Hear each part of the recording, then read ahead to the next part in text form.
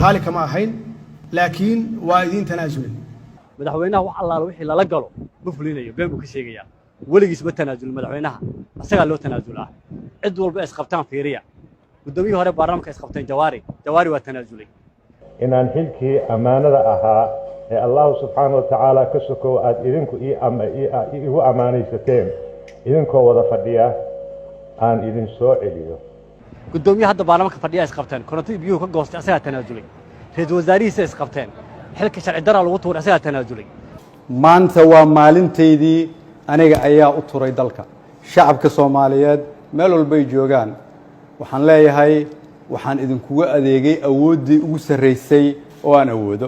waxay is qabteen ninka la dhaho waare is casilay shan jeer yaan intaan u tagay yaan nimayo inta soo dhibaataa intii shacabka loo marsiin lahaa aniga dartay ana is casilay waaye xaaf bay is qabteen xaaf baa is casilay hadda waxaan rajaynayaa oday waa tanaasulay waa la tuurayaa la oran madaxda dowlad goboleed waxay qabtay Shariif Xasan is casilay